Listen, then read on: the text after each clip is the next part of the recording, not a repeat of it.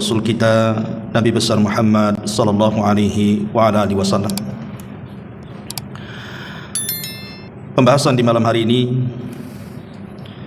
masih berkenaan dengan nama dari nama-nama Allah Subhanahu wa taala yang sangat agung sekali. Apa itu? Ar-Razzaq. Bahwa Allah Subhanahu wa taala zat yang memberikan rizki kepada semua makhluknya. Ma'asyiral muslimin yang dimuliakan Allah Subhanahu wa taala, di dalam Al-Qur'anul Karim Allah Subhanahu wa taala menyebut satu kali kalimat Ar-Razzaq dengan mufrad, kalimat tunggal, yaitu dalam surah Az-Zariyat ayat 58, di mana Allah Subhanahu wa taala mengatakan innallaha huwar razzaq, sesungguhnya Allah dialah zat yang maha memberikan rizki. Tetapi di dalam Al-Quran Allah Subhanahu wa taala menggunakan jama' ataupun lebih daripada satu, diulang 5 kali dalam Quran. Contohnya surah Al-Maidah ayat 114, Allah mengatakan warzuqna wa anta khairur raziqin, berikanlah rizki kepada kami karena engkau sebaik-baik zat pemberi rizki. Apa itu rizki? Maka para ulama mengatakan rizki adalah ma yuntafa'u bihi annas, apapun yang bisa dimanfaatkan manusia, itulah rizki Allah Azza wa Jalla, apapun itu. Dan kita tahu bahwa disebutkan dalam surah Az-Zariyat ayat 22, di mana Allah Subhanahu wa taala menjelaskan bahwa sumber rizki semua makhluk, semuanya berpangkal ada di langit. Sebagaimana Allah Subhanahu wa taala mengatakan dalam surah Az-Zariyat 22, wa fis samai rizqukum wa ma tu'adun, dan di langit terdapat sebab-sebab rizki kalian dan apa yang dijanjikan Allah kepada kalian. Kalau kita melihat di alam semesta ini, bagaimana Allah Subhanahu wa taala memberikan rizki kepada makhluknya, baik yang ada di daratan ataupun di lautan, baik kepada binatang, manusia, jin, atau semua makhluknya, sumber rizki itu semua ada di langit. Jadi yang di langitlah yang mengatur semuanya. Karena siapa yang memberikan rizki kepada kita kalau bukan Allah Subhanahu wa taala? Makanya di zaman Nabi sallallahu alaihi wasallam ada seseorang yang hendak memerdekakan seorang budak wanita. Kemudian dia bertanya kepada Nabi sallallahu alaihi wasallam, apakah budak ini seorang mukminah atau tidak? Maka Nabi sallallahu alaihi wasallam bertanya kepada budak wanita ini, "Aina Allah?" Di mana Allah? Maka budak ini mengatakan, "Fis sama." Allah itu ada di langit. Maka Nabi sallallahu alaihi wasallam mengatakan, "I'tikha fa innaha mu'minatun." Merdekakan budak itu karena dia telah menjadi seorang mukminah. Maka dari sini kita tahu bahwa Allah Subhanahu wa taala berada di langit, di atas ketinggian. Dari langit itulah Allah Subhanahu wa taala membagi-bagikan rizkinya kepada semua makhluknya. Dan itu difirmankan dalam Al-Quran surah Yunus 31, "Qul man yarzuqukum minas sama'i wal ard." Siapakah yang memberikan rizki kepadamu dari langit dan dari bumi? Artinya tidak perlu dijawab karena kita sudah tahu jawabannya. Dialah Allah Subhanahu wa taala. Dari sini kita tahu bahwa rizki yang diberikan kepada makhluk-makhluknya, secara khusus kepada manusia, ada 2 rizki yang disebut dengan sa'id dan juga an-nazil, rizki yang naik dan rizki yang turun. Rizki yang naik ataupun rizki yang turun semua datang dari langit. Karena Allah mengatakan tadi, wa fis samai rizqukum, di langit itu terdapat rizki kalian, baik rizki yang diturunkan Allah atau rizki yang dinaikkan Allah Subhanahu wa taala. Adapun rizki yang diturunkan oleh Allah Subhanahu wa taala, itulah rizki yang ada di dunia yang kita rasakan. Kita diberikan rumah, kita diberikan kendaraan, kita diberikan pasangan, kita diberikan pekerjaan, kita bisa makan, bisa minum, bisa menikmati dunia. Itu disebut rizqun nazil, rizki yang diturunkan Allah Azza wa Jalla.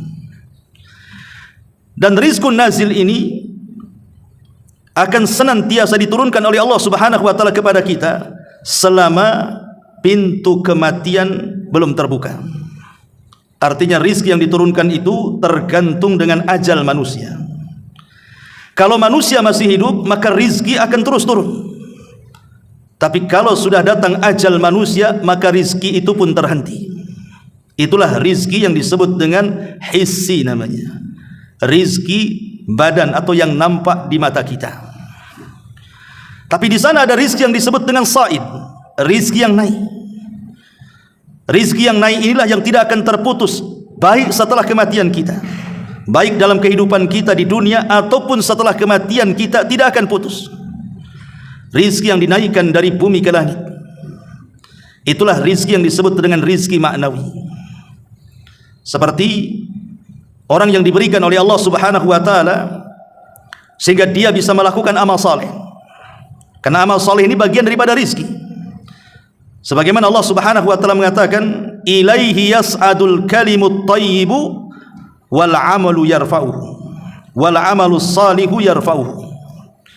Kepada Allah lah seluruh perkataan-perkataan yang baik akan dinaikkan. Begitu juga amal-amal saleh akan dinaikkan kepada Allah Subhanahu wa taala. Dan dua-duanya adalah rizki yang naik dan tidak akan terputus. Adapun kalimat-kalimat yang baik, seperti orang membaca Al-Quran, berzikir, mengajak manusia kepada kebaikan, mencegah manusia dari kemungkaran, atau amal soleh seperti salat, puasa, zakat, jihad dan yang semacamnya, itu semua akan diangkat oleh Allah Subhanahu wa taala dan akan dijadikan rizki untuk kita. Makanya lihat Allah Subhanahu wa taala ketika bicara soal orang-orang yang mati syahid. Apa kata Allah? Wala tahsabanna alladhina qutilu fi sabilillahi amwatan bal ahya inda rabbihim yurzakun farihina bima atahumullahu min fadli. Jangan kau sangka orang-orang yang mati di jalan Allah mati syahid itu mereka mati, tidak, mereka hidup. Walaupun nampaknya mati di dunia, tapi mereka hidup di kuburan mereka, dan mereka mendapatkan rizki dari Allah Subhanahu wa taala. Mereka senang dengan apa yang Allah anugerahkan kepada mereka. Artinya orang-orang yang mati syahid, walaupun mereka mati, tapi rizkinya tidak terputus. Rizkinya akan terus mengalir dalam kuburannya. Dan tentunya rizki yang paling besar adalah jannatun na'im, sorga yang penuh dengan kenikmatan dari Allah Subhanahu wa ta'ala untuk mereka. Itu yang disebut dengan rizku as-sa'id, rizki yang dinaikkan Allah ke langit berupa amal saleh. Dan kedua-duanya harus dicari oleh manusia. Dua-duanya harus dicari. Baik rizki yang turun dari langit ke bumi, kita harus mencari. Karena itu untuk penghidupan kita di dunia. Kita harus mencari pekerjaan untuk mendapatkan uang. Dengan uang itu kita bisa beli rumah, kita bisa makan, bisa minum, beli kendaraan, dan begitu seterusnya. Begitu juga rizki akhirat berupa sorga pun harus dicari di dunia.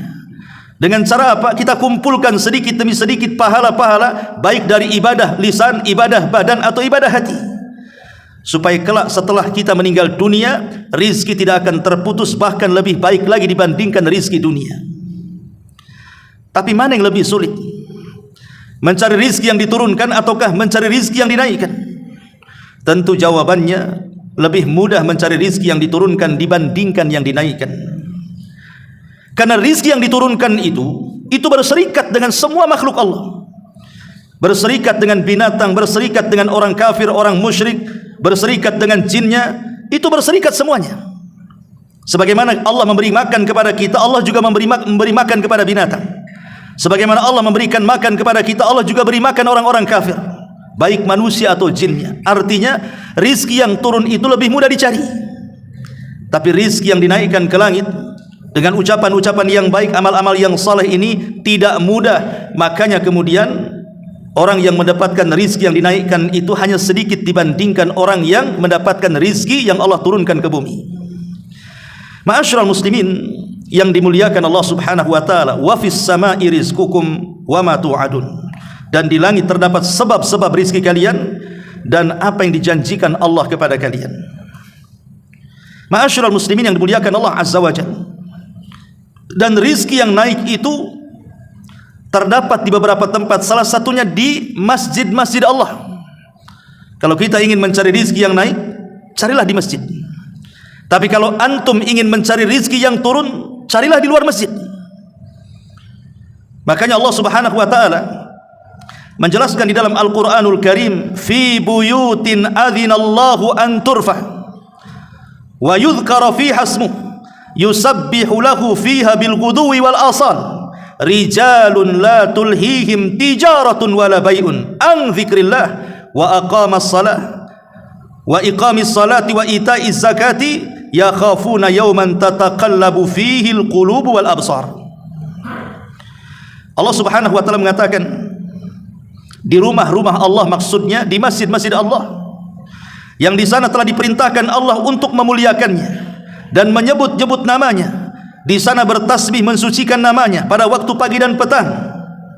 Kemudian Allah mengatakan, di sana ada manusia-manusia yang tidak melalaikan mereka perdagangan atau perniagaan dan jual beli mereka dari zikir kepada Allah, melaksanakan salat, menunaikan zakat, dan mereka takut kepada hari yang luar biasa pandangan manusia akan terbelalak pada hari kiamat. Lihat bagaimana Allah Subhanahu wa ta'ala menjelaskan bahwa ada orang-orang yang tidak terlalaikan dengan perniagaan di luar masjid, karena tahu bahwa berniaga dalam masjid dengan Allah itu lan tabur, tidak mungkin rugi. Kalau kita berniaga di luar masjid, bisa untung bisa rugi, namanya berniaga dengan manusia. Tapi kalau berniaga dengan Allah Subhanahu wa ta'ala, tidak akan pernah rugi. Di zaman Nabi SAW, di awal-awal Rasul melaksanakan sholat Jumat, datang kafilah dari Syam membawa dagangan yang begitu banyak. Orang-orang yang ada di masjid ini tiba-tiba keluar semua, sehingga dari 40 orang yang ada di masjid itu, sisanya tinggal 20 orang, separuhnya keluar karena takut tidak mendapatkan dagangan. Maka Allah Subhanahu wa ta'ala tegur dengan menurunkan surah Al-Jum'ah ayat 11, wa idza ra'au tijaratan aw lahwan infaddu ilaiha wa tarakuka qa'ima qul ma indallahi khairun minal lahwi wa minat tijar wallahu khairur razikin. Dan apabila mereka melihat perniagaan atau permainan, mereka bubar untuk menuju kepadanya, dan mereka tinggalkan dirimu yang sedang berkhutbah. Katakan ya Muhammad, apa yang di sisi Allah itu lebih baik daripada permainan dan perniagaan di luar sana, karena Allah sebaik-baik pemberi rizki. Lihat bagaimana terkadang ada orang terkecohkan, dia lebih memilih rizki yang turun dan meninggalkan rizki yang dinaikkan. Padahal rizki yang turun itu satu hari akan meninggalkan kita, atau kita yang akan meninggalkan mereka. Kita yang akan meninggalkan rizki yang turun, atau rizki yang turun meninggalkan kita. Boleh jadi setelah kita kaya, tiba-tiba datang tsunami, datang gempa, datang musibah, habis semuanya. Atau boleh jadi semua tidak habis, tapi kita pula yang mati. Tetapi rizki yang dinaikkan itu tidak akan terputus di dunia, di dalam kuburan, sampai ke dalam surga. Ma'asyiral muslimin yang dimuliakan Allah Subhanahu wa ta'ala, itulah Ar-Razzaq, Allah zat yang maha memberikan rizki. Ma'asyiral muslimin yang dimuliakan Allah Subhanahu wa ta'ala, kita tahu bahwa semua makhluk yang Allah ciptakan, baik langitnya, baik buminya, baik lautannya, baik gunung-gunungnya, baik hutan-hutannya, dan seluruh alam semesta ini, itu hakikatnya dijadikan Allah untuk rizki manusia. Jadi Allah menciptakan alam semesta itu untuk rizki bagi kita. Allah Subhanahu wa ta'ala berfirman dalam surah Al-Baqarah 21-24, ya ayyuhan nasu ubudu rabbakumul ladzi khalaqakum walladzina min qablikum la'allakum tattaqun. Wahai manusia, sembahlah Rabb kalian yang telah menciptakan kalian, menciptakan orang-orang sebelum kalian, agar kalian bertakwa. Lihat di sini, alladzi ja'ala lakumul arda firasha. Dialah Allah yang telah menjadikan bumi sebagai hamparan untuk kalian. Dari sini kita tahu bumi itu adalah rizki bagi manusia. Di bumi inilah kita bisa tidur, di bumi inilah kita bisa makan, bisa minum, bisa berjalan. Was-samaa'a binaa'a. Dan Allah juga jadikan langit sebagai atap bagi kalian, artinya rizki juga bagi kita. Kemudian wa anzalna minas samaa'i ma'an. Allah turunkan dari langit hujan. Hujan rizki atau tidak? Rizki. Fa akhraja minas thamarati rizqan lakum. Kemudian dengan hujan itu tumbuhlah tumbuh-tumbuhan, tumbuhlah buah-buahan, dan itu rizki bagi kalian. Tumbuh-tumbuhan, buah-buahan, biji-bijian, semua rizki bagi kita. Artinya Allah Subhanahu wa taala menciptakan langit, bumi dan seisinya itu untuk rizki kepada kita. Adanya matahari, adanya bulan, adanya siang, adanya malam, itu semua rizki bagi kita. Coba bayangkan ketika Allah mengatakan kul ara'aitum in ja'alallahu 'alaikumul laila sarmadan ila yaumil qiyamah man ilahun ghairallah ya'tikum bidhiya afala tasma'un. Dalam surah Al-Qasas ayat 72-73, bagaimana pendapatmu wahai Muhammad jika Allah jadikan kepada kalian malam terus sampai kiamat? Kalau Allah jadikan malam ini tidak ada siang sampai kiamat malam, kapan manusia akan mencari rezeki kalau begitu? Makanya Allah mengatakan, apakah di sana ada Tuhan selain Allah yang bisa mendatangkan cahaya? Tidakkah kalian mendengar? Qul ara'aitum in ja'alallahu 'alaikumun nahara sarmadan ila yaumil qiyamah man ilahun ghairullah ya'tikum bilailin taskununa fi afala tubsirun. Atau bagaimana pendapat kamu kalau Allah jadikan siang terus tidak ada malamnya sampai kiamat? Apakah di sana ada Tuhan selain Allah yang mampu mendatangkan kegelapan sehingga kalian bisa beristirahat di situ? Tidakkah kau melihat? Lihat, Allah Subhanahu wa taala buat ada siang ada malam. Karena kalau tidak ada malam, siang terus, kapan istirahat? Kalau ada malam, tidak ada siang, kapan pula bekerja? Maka dibuatlah malam dengan adanya bulan, dibuatnya siang dengan adanya matahari. Itu semua rizki bagi kita. Rizki dari Allah. Kapan kita bekerja, kapan kita istirahat, itu rizki semua. Dari sini kita tahu bahwa Allah Subhanahu wa taala Ar-Razzaq, zat yang maha memberikan rizki. Allah berikan kekuasaan, Allah cabut kekuasaan. Itu semua rizki dari Allah Subhanahu wa taala. Qulillahumma malikal mulki tu'til mulka man tasha wa tanzi'ul mulka mimman tasha wa tu'izzu man tasha wa tudhillu man tasha biyadihil khair innaka ala kulli syai'in qadir. Artinya bahwa kekuasaan rizki dari Allah. Ada yang dicabut, ada yang diberikan kekuasaan. Itu semua adalah rizki. Ada yang dihinakan, ada yang dimuliakan. Itu semua adalah rizki Allah Subhanahu wa taala. Ma'asyiral muslimin yang dimuliakan Allah Azza wa Jalla, termasuk juga Allah takdirkan kita ini berpasang-pasangan. Allah takdirkan kita ini menikah, kemudian punya anak. Itu semua rizki dari Allah Subhanahu wa taala. Wa ankihul ayyama minkum was-salihina min ibadikum wa imaikum iyakunu fuqara yughnihimullahu min fadli. Nikahkanlah orang-orang yang sendirian di antara kalian.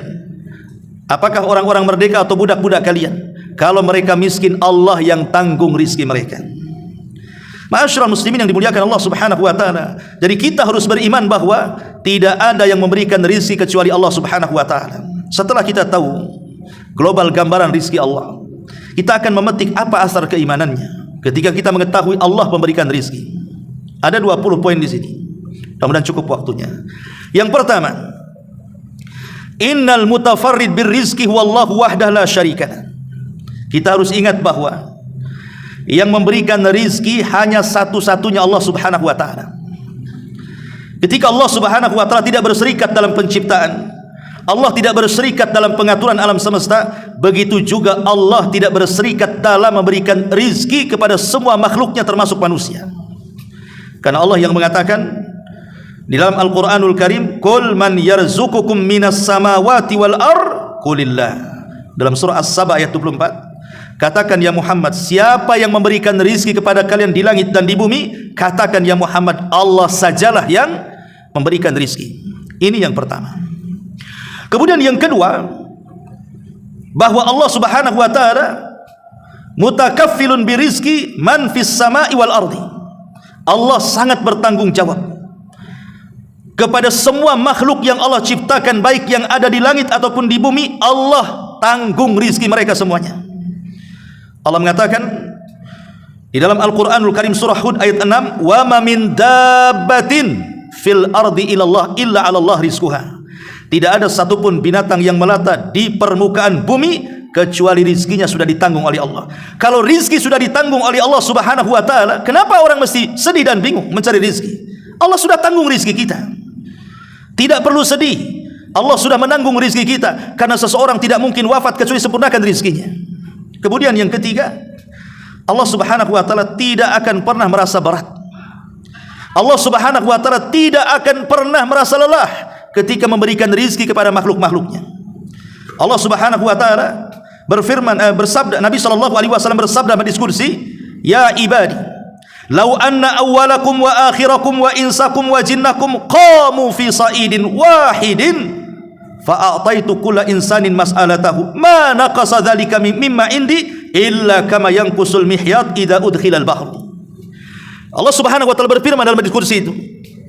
Apa kata dia? Wahai hamba-hambaku, kalaulah orang yang pertama kalian dan orang yang terakhir kalian, baik jinnya ataupun manusia di antara kalian, berdiri di sebuah lapangan yang lebar, yang luas, kemudian masing-masing mereka meminta sesuai dengan permintaannya, kemudian Allah berikan semua permintaannya, itu bagi Allah tidak pernah mengurangi sedikit pun dari kekayaannya, kecuali kata Allah seperti jarum yang dicelupkan di lautan kemudian diangkat, itulah tetesan yang netes dari ujung jarum, itulah rizki yang dibagi-bagikan semua manusia, jinnya juga, dari awal sampai yang terakhir hidup.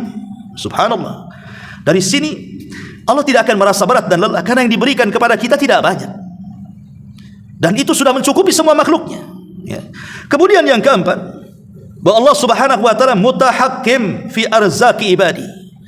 Allah yang mengatur rizki itu sesuai dengan kehendaknya. Si fulan jadi kaya, Allah yang berkehendak. Si fulan miskin, Allah yang berkehendak. Si fulan sehat, Allah yang berkehendak. Si fulan sakit, Allah yang berkehendak. Allah berkehendak semuanya. Dialah yang menghukumi rizki manusia. Makanya Allah Subhanahu wa taala berfirman, wallahu faddala ba'dakum ala ba'din fir rizki. Allah lah yang melebihkan sebagian kalian dengan sebagian yang lain dalam perkara rizki. Jadi Allah Subhanahu wa taala berhak memilih, oh si fulan harus kaya, si fulan harus miskin. Itu semua Allah yang berkehendak. Tidak perlu kecil hati, karena di balik itu ada hikmah yang terkadang kita tidak paham. Kenapa Allah Subhanahu wa taala membuat orang miskin tak kaya-kaya? Boleh jadi kalau dia kaya melampaui batas. Sengaja Allah Subhanahu wa taala buat miskin terus supaya dia tidak melampaui batas. Kenapa pula orang kaya tidak dimiskin-miskinkan? Boleh jadi kalau dia miskin dia bisa kufur. Kenapa orang sakit kemudian tidak disehat-sehatkan? Sebab kalau dia sehat, maksiat lagi dia. Terkadang ada hikmah yang kita tidak tahu di situ. Makanya kemudian Allah berhak memberikan siapapun yang dikehendakinya dari rizki ini. Ma'asyiral muslimin yang dimuliakan Allah Subhanahu wa taala. Kemudian yang kelima, Allah Subhanahu wa taala lam yakhtas bi rizqihi man amana fi hayatid dunya wa innama kana rizqu fid dunya li jami'il mu'minina wal kafirin. Allah tidak pernah membatasi rizkinya kepada makhluk yang ada di dunia. Baik dia mukmin, Allah kasih rizki. Baik dia kafir, Allah kasih rizki. Baik dia jin, Allah kasih rizki. Apa malaikat, Allah kasih rizki. Semua manusia, semua makhluk Allah berikan rizki. Allah tidak menghususkan, karena rizki Allah Subhanahu wa taala sangat luas. Wallahu latifun bi ibadihi yarzuqu man yasha wa huwal qawiyul aziz. Dia maha latif, maha lembut kepada hamba-hambanya. Dia memberikan rizki kepada siapapun yang dikehendakinya. Kemudian yang nomor 7 ini yang paling penting. Kasratul rizki fid dunya la tadullu ala mahabbatillah. Banyaknya rizki yang Allah anugerahkan kepada seseorang bukan menunjukkan tanda sayangnya Allah kepada dia. Kalau ada orang kaya, saking kayanya, bukan berarti kekayaannya menunjukkan Allah sayang kepada dia. Kalau ada orang miskin, saking miskinnya, Allah menunjukkan bukan benci kepada dia. Sayang dan benci itu ukurannya bukan harta.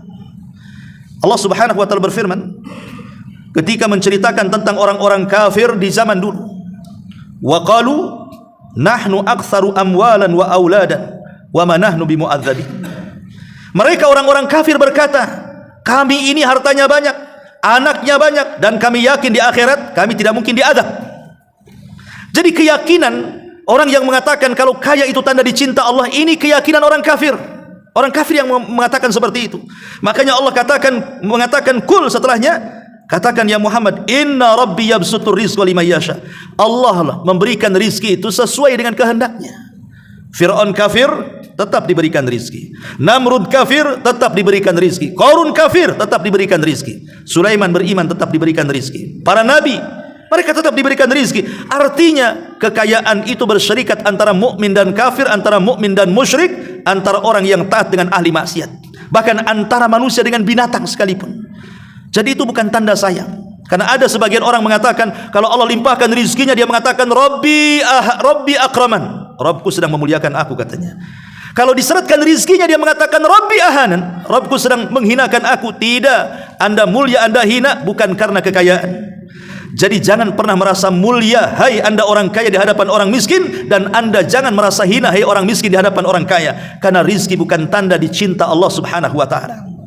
Inna akramakum indallahi atqakum. Yang paling mulia itu adalah orang yang bertakwa di antara kalian. Perhatikan sebuah hadis yang dikeluarkan Imam Hakim dalam Mustadraknya. Innallaha qasama bainakum akhlaqakum kama qasama bainakum arzaqakum. Wa innallaha yu'ti dunya man yuhib wa man la yuhib wa la yu'til iman illa man yuhib, kata Rasul. Allah sudah membagi-bagi akhlak-akhlak kalian. Ada yang baik akhlaknya, ada yang tidak baik akhlaknya, kadang baik, kadang tidak baik. Itu semua sudah dibagi-bagi oleh Allah. Sebagaimana juga Allah memberikan rizki kalian dan membagi-baginya. Allah memberikan dunia kepada orang yang dicintainya dan kepada orang yang tidak dicintainya. Tapi Allah tidak pernah memberikan iman kecuali kepada orang yang dicintainya saja. Bahkan boleh jadi tanda banyaknya rizki itu istidraj dari Allah. Nabi SAW mengatakan, "Idza ra'aitallaha yu'til 'abda minad dunya 'ala ma'asihi ma yuhib." Kalau engkau melihat, kata Rasul, ada orang diberikan kekayaan sekaya-kayanya padahal dia ahli maksiat dan dia bermaksiat sekehendaknya. Dia tidak salat, dia tidak puasa, dia tidak zakat, dia tidak haji, padahal sanggup. Tetapi dunianya dibukakan selebar-lebarnya. Tapi ada orang salat, rizkinya disyaratkan. Ada orang puasa, rizkinya dikurangi. Kalau ada orang yang kaya di atas kemaksiatan, apa kata Nabi SAW? Fa innama huwa istidraj. Ingat, itu adalah istidraj. Apa istidraj? Sengaja Allah membiarkan dia seperti itu sampai pada waktunya azab Allah akan turun kepada dia, tidak di dunia, di akhirat. Kemudian Rasul membacakan ayat, falamma nasu ma dzukkiru bih fatahna alaihim abwaba kulli syai'in hatta idza farihu bima utu akhadnahum baghtatan fa idza hum mublisun. Ketika mereka lupa dengan peringatan yang diperingatkan kepada mereka, kami bukakan pintu-pintu rizki kepada mereka. Ketika mereka sudah bahagia dengan rizki-rizki di atas maksiat mereka, tiba-tiba kami azab mereka secara tiba-tiba, kemudian mereka pun berputus asa, kata Allah. Ini yang ketujuh. Kemudian yang kedelapan, inna taqwallah wa ta'atahu sababun azimun lirrizki wal barakati fi. Ingat bahwa bertakwa kepada Allah dan banyak melakukan ketaatan kepada Allah adalah sebab terbesar Anda mendapatkan rizki dan barakah yang banyak di dalamnya. Allah Subhanahu wa taala mengatakan, walau anna ahlal qura amanu wattaqau lafatahna alaihim barakatin minas samai wal ardi. Dalam surah Al-A'raf 96 Allah mengatakan, kalaulah penduduk negeri itu mau beriman dan bertakwa, tentu kami akan bukakan kepada mereka berkah dari langit dan bumi. Berkah dari langit dan bumi. Ketika sebuah negeri itu bertakwa, lihat Saudi Arabia, dulunya negeri miskin. Yaman itu negeri kaya, Saudi itu negeri miskin dulu. Tapi karena penduduknya beriman dan bertakwa, Allah berikan kekayaan kepada mereka. Lihat orang-orang yang berkulit hitam itu, orang-orang Ethiopia, dulunya kaya negerinya, tapi karena kemudian rakyatnya makin kufur, Allah buat negerinya miskin. Begitulah janji Allah Subhanahu wa taala, kalau penduduk negeri itu mau beriman dan bertakwa, kami buka itu berkah dari langit dan bumi itu. Ma'asyiral muslimin yang dimuliakan Allah Subhanahu wa taala. Kemudian yang ke-9, wal aqsu, dan sebaliknya, fa innal maksiyata tunkisur rizqa wal barakata li'anna ma indallah la yunalu illa bi ta'ati. Sesungguhnya kemaksiatan itu bisa mengurangi rizki, atau mungkin tidak, rizkinya tidak kurang tapi berkahnya dicabut. Karena apa yang di sisi Allah tidak mungkin dicapai kecuali dengan ketaatan kepada Allah Subhanahu wa taala. Allah mengatakan, "Dhaharal fasadu fil barri wal bahri bima kasabat aydin nas liyudhiqahum ba'dalladzi 'amilu la'allahum yarji'un." Allah Subhanahu wa taala mengatakan, rusaknya, tampaknya kerusakan di lautan dan di daratan itu karena ulah manusia. Kita lihat di negeri kita sajalah. Kita lihat ketika ada gempa, ada tsunami, ada banjir, ada angin puting beliung, berapa banyak bencana-bencana ini yang menghancurkan rumah-rumah mewah, kendaraan-kendaraan bagus, harta-harta yang disimpan, semua hancur. Itu akibat ulah siapa? Kata Allah, zaharal fasadu fil barri wal bahri. Kerusakan di langit dan di bumi itu ulah manusia semuanya. Ya memang terkadang kalau kita melihat secara ilmiah fisikanya, oh itu karena ada lempengan yang bergeser sehingga terjadi gempa, vulkanik, tektonik, atau apa namanya. Ya, secara ilmiah fisika memang seperti itu. Tetapi kenapa dia bisa bergeser, pertanyaannya? Dan siapa yang menggesernya? Kemudian terjadi gempa. Ma'asyiral muslimin, harusnya kemudian dikejar tuh pertanyaan itu. Yang membuat lempengan ini siapa? Yang meletakkan lempengan ini siapa? Yang menjadikan bergeser atau tidaknya siapa? Allah Subhanahu wa taala. Kenapa Allah geser?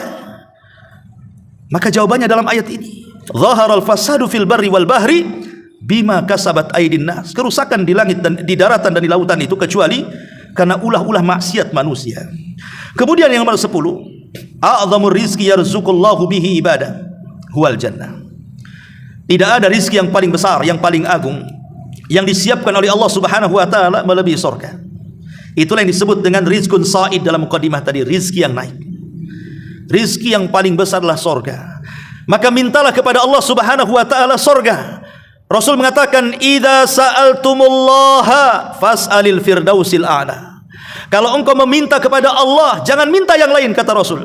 Mintalah surga firdaus yang sangat tinggi dan paling tinggi. Fa innahu a'lal jannah wa saqfuhu arsyur rahman. Karena surga firdaus surga yang paling tinggi dan atapnya langsung arsy Allah Subhanahu wa taala. Minta kepada Allah surga.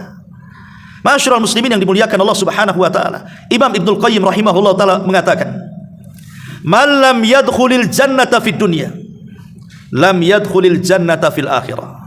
Siapa yang tidak masuk surga di dunia, surga dunia, maka dia tidak akan pernah masuk surga di akhirat. Saya ulang, siapa yang tidak masuk surga di dunia ini ada surga. Kalau orang tidak masuk di dunia, dalam surga dunia ini, maka dia tidak akan pernah masuk surga di akhirat.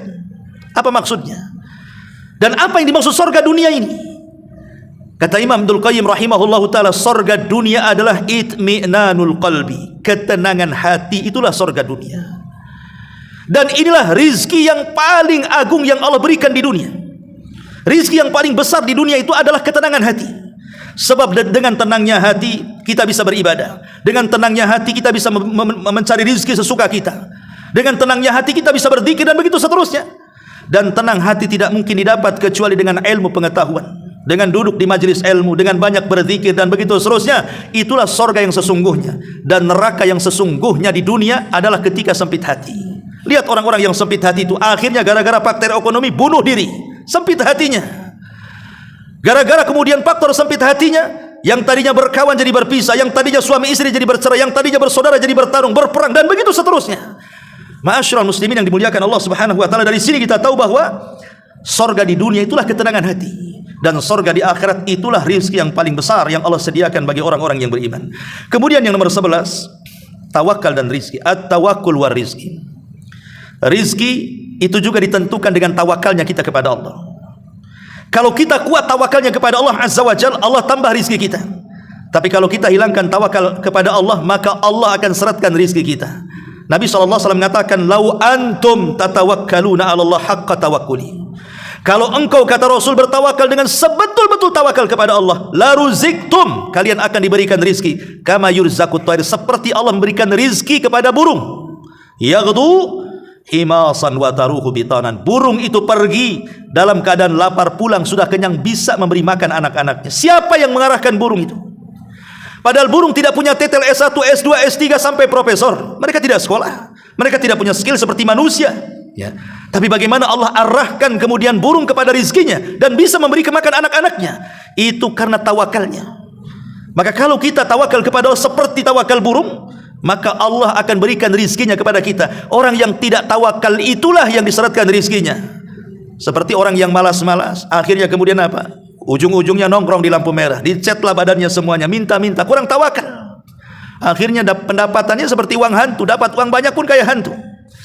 Dari mana dapat, kemana pula dibelanjakan tidak tahu. Tidak kaya-kaya hidupnya seperti itu.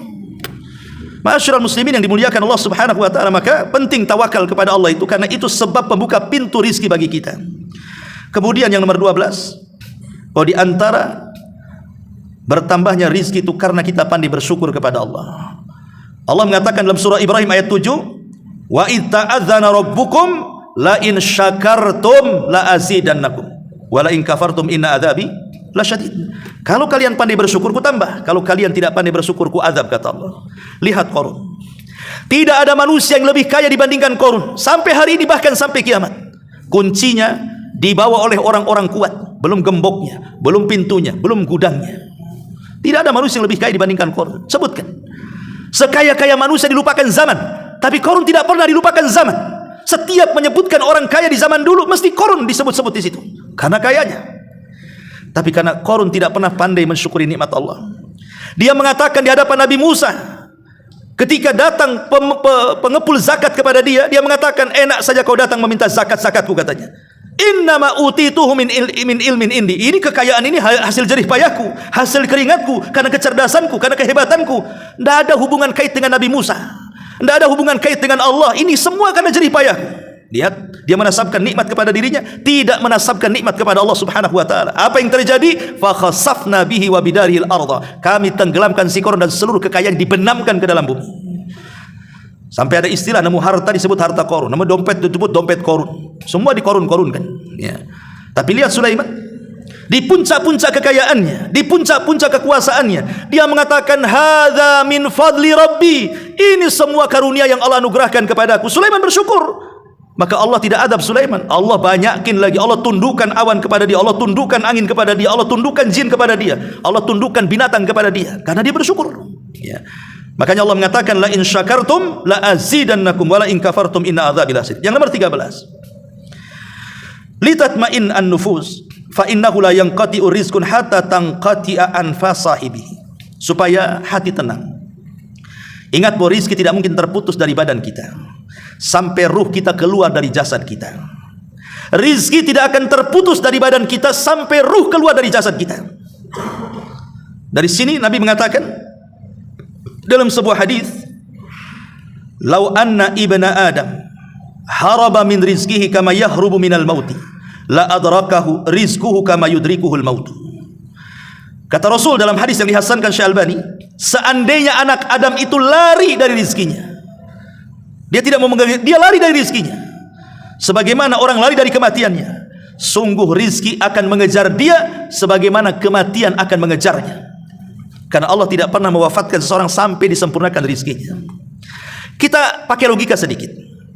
Ketika kita, saya, antum atau siapapun berada di perut ibu kita dalam janin, betapa banyak rizki yang Allah berikan kepada kita. Coba bayangkan, dalam janin, dalam perut ibu, dari segumpal sperma, kemudian menjadi segumpal darah, kemudian menjadi segumpal daging, mulai Allah tiupkan roh. Dengan cara apa? Mulai ditiupkan roh itu, itulah rizki yang pertama. Dibentuknya badan, dikasih kaki sama Allah, kaki rizki atau tidak? Rizki. Dikasih tangan oleh Allah, tangan rizki atau tidak? Rizki. Diberikan pendengaran, diberikan penglihatan, diberikan hati, diberikan akal. Siapa yang kasih itu di perut ibu tuh? Wallahu akhrajakum min butuni ummahatikum la ta'lamuna syai'a wa ja'ala lakumus sam'a wal absara wal af'idah, kata Allah. Allah lah yang mengeluarkan kalian dari perut-perut ibu kalian, tidak tahu menahu soal apapun, kemudian Allah berikan penglihatan, pendengaran dan hati. Dalam perut ibu kita saja kita sudah diberikan banyak rizki, kemudian dikasih asupan makanan, minuman dari darah haid yang terhenti kemudian menjadi makanan si bayi itu. Siapa yang kasih? Karena orang luar tidak mungkin ngasih kepada orang yang dalam janin itu. Itu semua Allah Subhanahu wa taala yang kasih. Ketika brojol saja tidak bisa bergerak, tapi Allah berikan insting sehingga dia mengambil air susu ibunya. Kemudian juga mulai Allah berikan kekuatan, mulai bisa bergerak, bisa bicara, bisa melangkah, bisa berjalan. Allah kasih pengetahuan. Subhanallah, rizki Allah itu luas sekali. Dan Allah tidak akan memutuskan rizkinya dari badan kita sampai ruh kita keluar dari jasad kita. Jadi buat apa kita sedih? Kemudian yang nomor 14, an tadhhara 'alal abdi athara fadlillah wa minnahu 'alaihi wa la yajhad an ni'ma fayukhfiha bal yu'lin ni'amallahi 'alaihi syukran lillahi wa hadha mimma yuhibbuhu Allah azza wa jalla.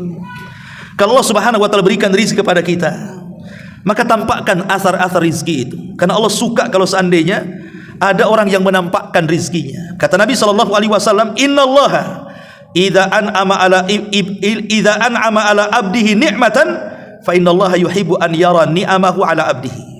Sesungguhnya Allah apabila memberikan nikmat kepada seorang hamba, sebuah nikmat, Allah suka kalau hamba itu menampakkan nikmatnya. Apa maksudnya menampakkan nikmatnya? Ada istilah tahadduts bin ni'mah. Contoh umpamanya kita sedang bercerita, saya sedang bercerita kepada antum. Kemudian saya cerita dulu saya pernah sekolah di Yaman. Ini min bab tahadduts bin ni'mah. Saya menceritakan karena saya bersyukur akan nikmat saya bisa sekolah di luar negeri. Saya menceritakan saya sekolah di luar negeri. Bagaimana nikmat belajar di sana saya ceritakan kepada antum ini. Itu namanya tahadduts bin ni'mah, menampakkan nikmat. Alhamdulillah, bukan untuk riya. Kalau untuk riya tak boleh. Tapi kalau bercerita nikmat-nikmat dulu yang Allah berikan, alhamdulillah dulu saya pernah kaya, pernah punya mobil, enggak masalah. Tapi bukan dalam rangka takabur, dalam rangka ujub, tidak, hanya tahadus bin nikmah saja. Menceritakan nikmat yang Allah anugerahkan kepada kita. Itu dibolehkan. Ya.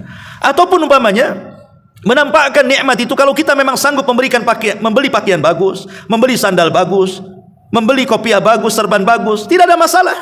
Asal jangan dalam rangka takabur saja, merendahkan orang. Ataupun kita makan dengan makanan yang enak karena kita sanggup membelinya. Karena ada orang-orang itu yang bakhil dengan nikmatnya. Oh, uangnya miliaran triliunan di ATM, tapi kalau makan ya hanya rebusan pisang, rebusan terong, ya kan? Padahal dia sanggup makan yang banyak, membeli pakaian yang bagus, kadang-kadang kaya tapi pakaiannya compang-camping gak jelas. Nah, justru Allah tidak suka seperti itu. Tampakkan nikmat itu, tapi bukan untuk ujub dan kesombongan, itu maksudnya. Ma'asyiral muslimin yang dimuliakan Allah Subhanahu wa taala. Kemudian juga yang nomor 15, al-ihsan ila ibadihi. Kalau Allah berikan rezeki kepada kita, berbuat baiklah kepada orang, berbagi dengan yang lainnya, bersedekah, berinfak. Antum yakin dan harus yakin bahwa harta yang kita sedekahkan tidak mungkin berkurang, bahkan bertambah dan bertambah. Ini sabda Rasul, ma naqasa min mali sadaqah bal yazdad bal yazdad bal yazdad. Tidak mungkin berkurang harta yang disedekahkan, bahkan bertambah. Bahkan setiap pagi malaikat diturunkan Allah, kemudian mengatakan, malaikat berdoa kepada kita manusia, ya Allah, siapapun yang pagi ini ada manusia berinfak, maka lebarkan rizkinya. Siapapun yang hari ini manusia menahan rizkinya, maka seratkan tuh rizkinya. Malaikat mendoakan setiap pagi, ya. Kemudian yang nomor 16, cepat-cepat saja. Hendaklah seseorang qanaah, an yambagi an nardha bi qasamir razzaq. Harus qanaah, menerima apapun yang diberikan Allah dari rizki, karena itu terkadang terbaik bagi kita. Qanaah inilah yang membuat tenang hati. Jadi Allah memberikan banyak, alhamdulillah, binikmatihi tatimus salihat. Allah memberikan sedikit, alhamdulillah ala kulli halin. Begitu doanya ya. Jadi kalau memberikan ditambah nikmatnya banyak, bahasanya alhamdulillah binikmatihi tatimmu salihat. Segala puja dan puji hanya milik Allah. Binikmati, dengan nikmatnya sempurnalah amal-amal soleh kita. Tapi kalau diberikan sedikit, bahasanya alhamdulillah ala kulli halin, segala puji bagi Allah dalam setiap keadaan. Dibedakan di situ cara memujinya, gitu ya. Lah kita harus ridha. Karena kalau kita tidak ridha gitu kan, sempit terus hati kita itu. Pasti Allah Subhanahu wa taala di balik memberikan rizki atau menahan rizki itu ada skenario yang kita tidak tahu. Contoh namanya ada orang yang dipecat dari PT-nya. Kadang-kadang kiamat itu dunia itu, waduh, seolah-olah Tuhan PT berbeda dengan Tuhan di luar PT. Padahal Tuhan yang di PT sama dengan Tuhan yang di luar PT. Betapa banyak ketika dia dipecat dari PT, kemudian dibuka rizki dengan wira swasta di luar sana, lebih kaya dibandingkan orang di PT. Kan di PT buruh gajinya segitu-segitu saja. Di luar dia bisa berniaga, tidak ada yang ngatur, rizkinya banyak, Allah luaskan jadi kaya. Dia pula lama-lama buka PT. Nah, siapa yang tahu? Itu semua loh skenario Allah Subhanahu wa taala. Maka qanaah itu penting, merasa ridha dengan pemberian Allah Subhanahu wa taala. Di balik itu ada hikmah yang kita tidak tahu. Kemudian yang nomor 17, la tahsabu anna rizqa mujarrada amwalin wa wadhaifin wa auladin faqat. Jangan kalian kira rizki itu sebatas harta, sebatas pekerjaan, sebatas anak-anak. Bal hunaka rizqul arwah. Di sana ada rizki yang lebih hebat lagi, namanya rizqul arwah. Rizki ruh. Rizki ruh berupa apa? Iman, tauhid, ilmu. Itu semua rizki yang luar biasa, yang tidak akan terputus sampai kematian. Karena kalau rizki badan ini terputus dengan kematian, kalau kita mati selesailah itu semuanya. Tapi kalau rizki ruh berupa iman, berupa Islam, berupa tauhid, berupa ilmu, amal saleh dan begitu seterusnya, maka itu rizki yang tidak akan terputus sampai akhirat. Kemudian yang nomor 18, kalau ada orang bertanya, kenapa si anu kaya saya miskin? Kenapa si anu itu sehat, kenapa saya sakit? Kenapa si anu enak, kenapa saya susah? Kenapa Allah tidak adil memberikan rizkinya kepada saya? Kalau ada orang yang bertanya seperti itu, jawab dengan firman Allah surah Zuhruf ayat 32. Allah mengatakan, ahum yaqsimuna rahmata rabbik, nahnu qasamna bainahum ma'isyatahum fil hayatid dunya wa rafa'na ba'dahum fawqa ba'din darajat liyattakhidha ba'duhum ba'dan sikhriyan wa rahmatu rabbika khairun mimma yajma'un, kata Allah dalam surah Zuhruf 32. Allah mengatakan, apakah mereka yang membagi-bagi rahmat Tuhanmu?